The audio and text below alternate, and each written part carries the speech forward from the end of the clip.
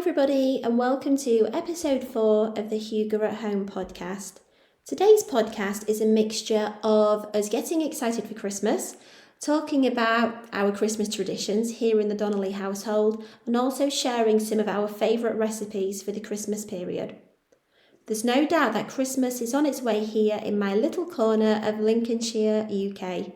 I'm starting to see twinkling lights on houses, Christmas wreaths on doors, and even a few early Christmas trees in windows around the village.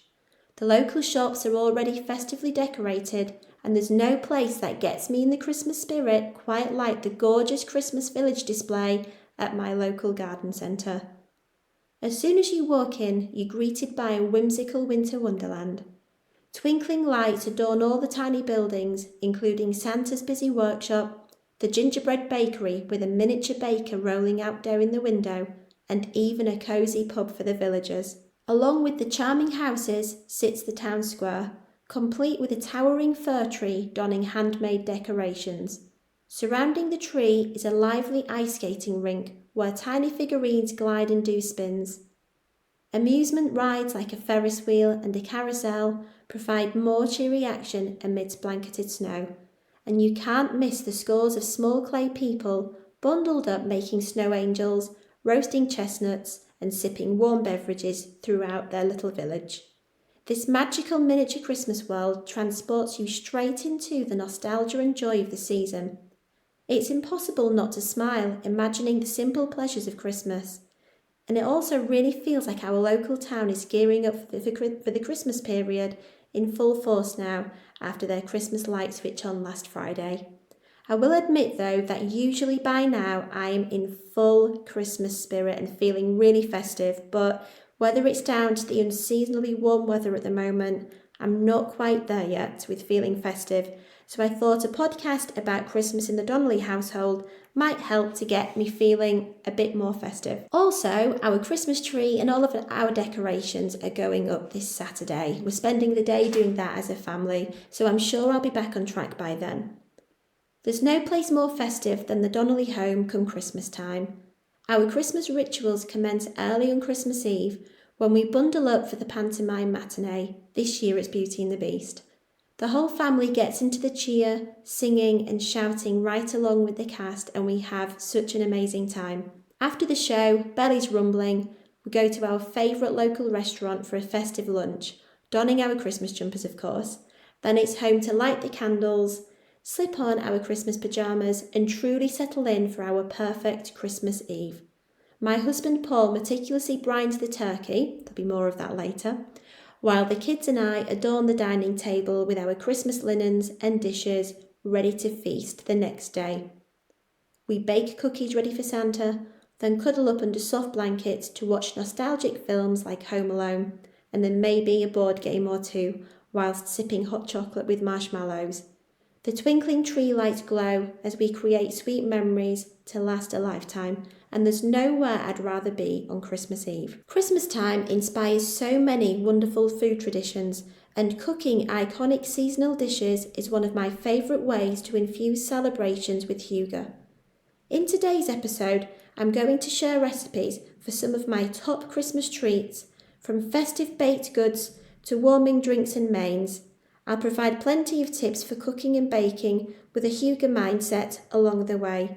So preheat your ovens, gather your ingredients, cue up the Christmas tunes, and let's get ready to embrace the aromas, textures, and nostalgia that make this time of year so delicious. One of the most iconic bakes that exists is the Christmas cake. Homemade and scrumptious, filled with fruit and soaked in brandy. I am going to give you the full recipe of this today, and I suggest that if you haven't already made your Christmas cake, that you start first of all with this and start it now, as the sooner you make it, the better it is. I know some people even make their Christmas cake 12 weeks before Christmas, but you can do it in 10 weeks, you can do it in 8 weeks. Today, it's actually 5 weeks until Christmas, and today's the day that Eva and I, once she's back from school, are making our Christmas cake. So you can store and you can wrap the Christmas cake really well after feeding it. Wrap it in parchment paper and tin foil, and make sure that you keep it in a metal cake tin, as plastic tubs may make them sweat. As I say, the nearer to Christmas you make it, the less feeding time it has, but there'll be more on that in a few moments. So ingredient wise, it's quite an exhaustive list, but it's very much worth it. You need 200 grams each of raisins, sultanas, currants, dried cranberries and glacé cherries. You need 75 grams of mixed peel and the zest of 2 lemons and the juice of the 2 lemons. 175 ml of alcohol, we use brandy in ours. 250 grams of unsalted butter, 200 grams of light brown soft sugar, 50 grams of treacle, 200 grams of self-raising flour, 100 grams of ground almonds are optional. We can't have those in ours because of Paul's nut allergy. However, they do make a nice added extra if you can have them. 2 teaspoons of mixed spice, 1 teaspoon of ground ginger, 1 teaspoon of ground cinnamon and 1 teaspoon of ground nutmeg, 5 medium eggs, 2 teaspoons of vanilla extract. And then it is actually quite easy to make.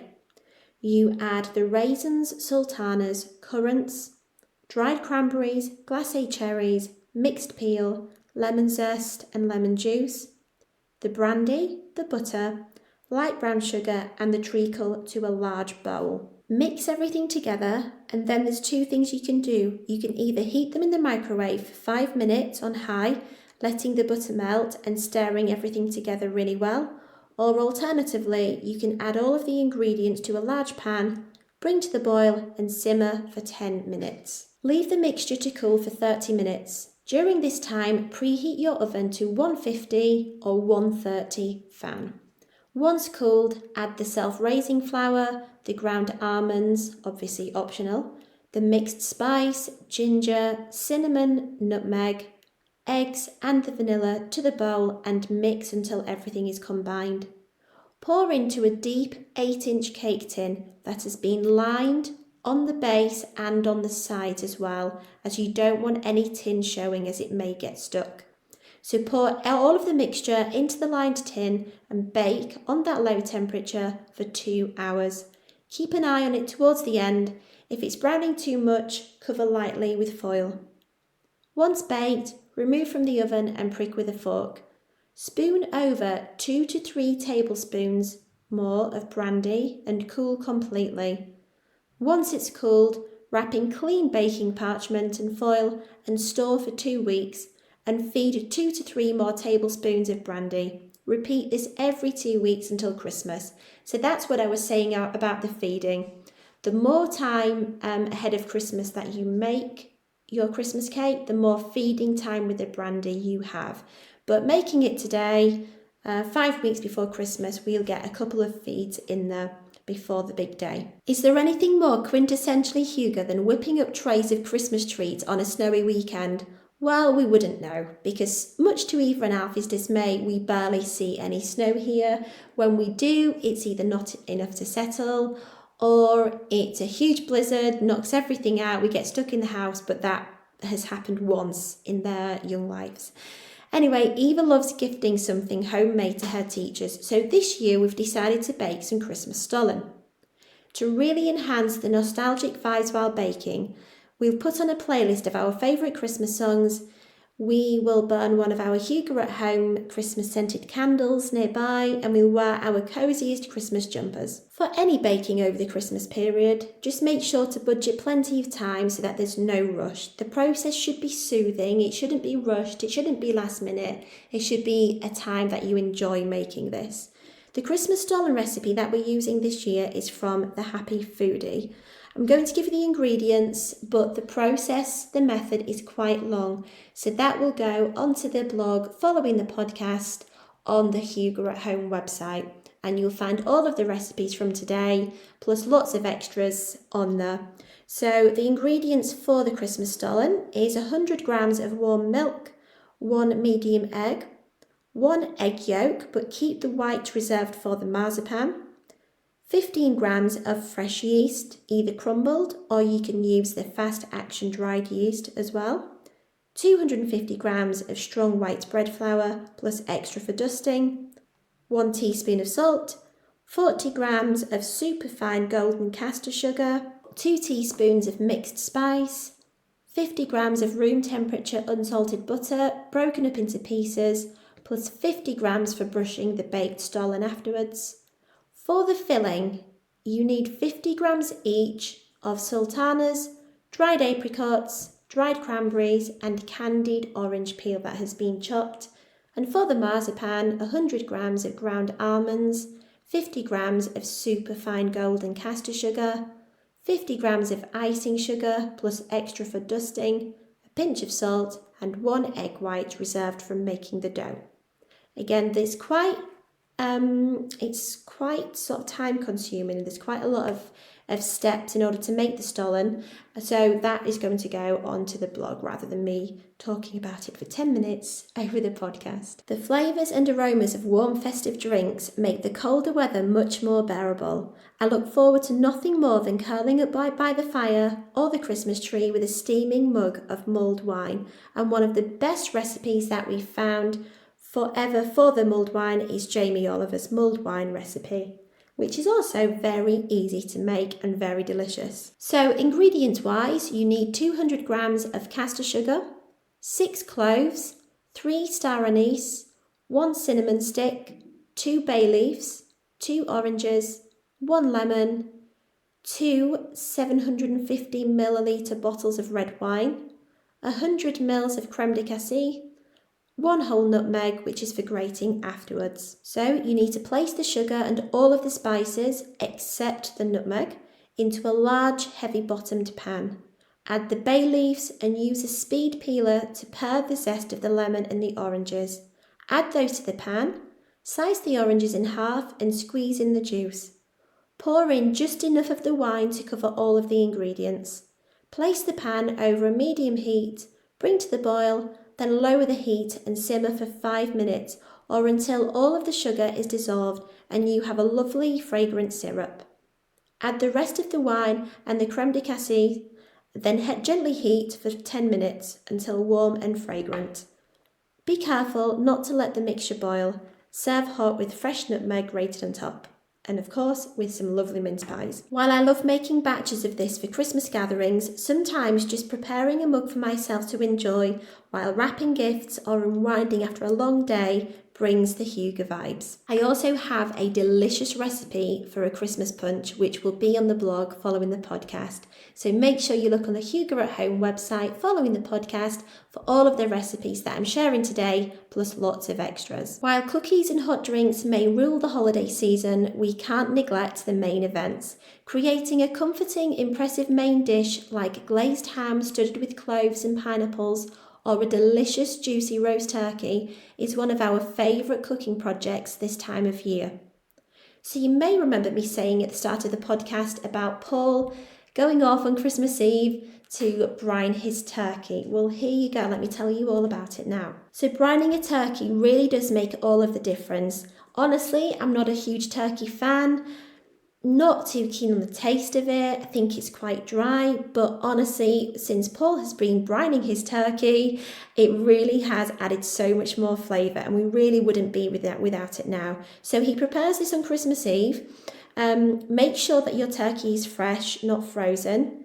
You can brine the turkey anywhere from 16 hours up to 24, but don't brine for longer than 24 hours. Make sure that your turkey is rinsed after brining and before cooking. Now, a bit unconventional, if you have a huge tin, if you have a huge pot to use, perfect. We don't, so we use a bucket. It's not a special turkey brining bucket, it's just a general bucket. So take one big enough to fit the whole turkey inside. Don't pop it in yet because you don't need to do it yet. You need to fill the bucket with 1.5 litres of water, of cool water, and set aside. Then you need to pour 1.5 litres of cold water into a large pan and just heat it over a low or medium heat. Add 200 grams of coarse sea salt, 100 grams of light brown soft sugar, 2 bay leaves, a handful of thyme sprigs, 10 peppercorns, 1 orange zest, and 2 tablespoons of coriander seeds, and whisk it all together until the salt and the sugar have dissolved. Remove from the heat, pour it into the bucket with the other 1.5 litres of cold water, and leave to cool completely. Once it's cooled, you can add your turkey to the bucket, making sure that it's completely submerged. If you've got room to put it in the fridge, perfect. Our fridge is usually jam-packed by then, so a bit unconventional, but Paul actually leaves it covered up in the cool garage overnight. And then when you're ready to use it, drain it, give it a little rinse, pat dry, and it's ready to roast. I'm also going to share Paul's recipe for the perfect roast potatoes on the blog. They are an absolute must. If there's two things you can get right with your Christmas dinner, it's the turkey and the potatoes, and the gravy actually. In fact, on the blog, I'm just going to share Paul's recipes for our perfect Christmas dinner. We don't like to eat anything too heavy before the main event. Usual starters that we have: something to do with the mushrooms, something to do with prawns. We give people a couple of options, but here's something different to the usual garlic mushrooms or prawn cocktail. Found an amazing recipe by Jamie Oliver, and it's mushrooms on sourdough. Now for this you need 2 portobello mushrooms, or of course if you're making it as the starter for a lot of people, just adjust the recipe to your needs. So portobello mushrooms, olive oil, 2 cloves of garlic, 20 grams of unsalted butter, 2 slices of sourdough bread. Of course, if there's more of you, you'll need more of the sourdough, 200 grams of mixed wild mushrooms, 2 tablespoons of fresh hollandaise, and 2 sprigs of fresh tarragon. Preheat the oven to 200 grams or gas mark 6. Place the portobello mushrooms on a baking tray, drizzle with 1 tablespoon of oil, crush and scatter over 1 clove of garlic and dot on half of the butter. Roast in the oven for 10 minutes or until juicy. Heat a griddle pan over a high heat and char grill the sourdough bread until you have deep golden grill mark lines. Tear the wild mushrooms, peel and crush the remaining clove of garlic, then add to the frying pan over a medium-high heat with the remaining butter. Fry for 3 minutes or until the mushrooms are cooked. Take off the heat and stir through the hollandaise. Top each sourdough toast with the roasted portobello, a spoonful of the wild mushrooms, and serve with a scattering of roughly chopped tarragon and a crack of black pepper. Absolutely delicious. Very much looking forward to this year. Another amazing recipe that I've found, rather than going for the kind of standard prawn cocktail, is the escargot toast from Olive Magazine. Very, very simple. Again, adjust the recipe if you have more people that are going to be eating this. 200 grams of cooked peeled small prawns, half a small red onion which has been finely chopped, 2 tablespoons of mayonnaise, 1 tablespoon of sour cream, half a lemon, some white pepper, half a tablespoon of dill plus a little to decorate, and then again toasted brioche sourdough. So you put the prawns and the onion in a bowl and add the mayonnaise and the sour cream. Season with a squeeze of lemon juice, some white pepper and the salt. Leave for 5 minutes and then stir in the dill, and then pile it onto the toast and decorate with a sprinkle more of dill on top. So if you've still got room to be eating after an abundant main course, nothing satisfies like a decadent Christmas dessert. We are very traditional in our household. It has to be Christmas pudding. The recipe for this will also be on the blog. So I hope you're feeling ready to deck your kitchen's halls and get cooking after hearing about some of our go-to Hygge-filled Christmas recipes today. From time-honoured cookie baking traditions to cosy new drinks and luscious desserts, there are so many possibilities for culinary magic this time of year. I'm wishing you a season filled with meaningful cooking, thoughtful edible gifts like the Christmas stollen, and comfort around the table. So remember, these recipes are all going to be on the blog on the Hygge at Home website following the podcast. And please let me know what recipes become your new favourites. I'll see you again in 2 weeks' time for more festive, Hygge-filled stories. Have a great week. Bye for now.